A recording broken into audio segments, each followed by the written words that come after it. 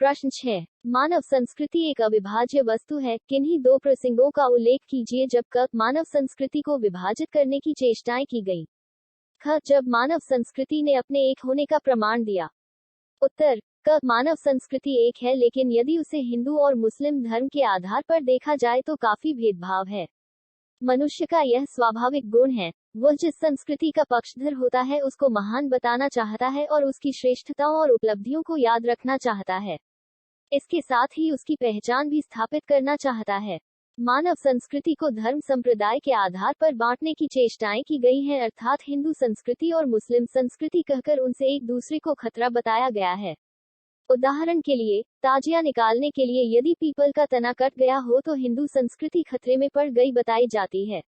इसी प्रकार मस्जिद के सामने बाजा बजने पर मुस्लिम संस्कृति खतरे में पड़ गई बताई जाती है। इन बातों से मानव संस्कृति को विभाजित करने की चेष्टाएं की गई।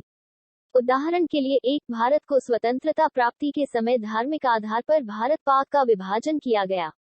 2 भारतीय लोकतंत्र में वोट बैंक की राजनीति अपनाकर नेताओं ने जातिगत आरक्षण देकर भारतीय संस्कृति को विभाजित करने की चेष्टा की है। ख मानव संस्कृति एक है। इसी बड़ी सोच के आधार पर हिंदू मुस्लिम का भेद त्याग कर हमारे महापुरुषों एवं मनीषियों ने सभी संस्कृतियों की अच्छी चीजों को खुले मन से अपनाया। त्याग संस्कृति का श्रेष्ठ गुण है, इसलिए इस गुण को हिंदू हो या मुसलमान हो या फिर अन्य कोई संप्रदाय हो, सभी ने समान रूप से उसे अपनाने की चेष्टा की है। इसी तरह बुद्ध के अब दीपो भव, अपने दीपक स्वयं बनो पर सभी का समान रूप से अधिकार है। जब अमेरिका द्वारा जापान पर परमाणु बम गिराया गया तो दुनिया की सभी संस्कृतियों ने इसका खुलकर विरोध किया। इसी प्रकार रस खान ने कृष्ण का गुणगान किया तो उस्ताद बिस्मिल्लाह खान ने बालाजी के लिया।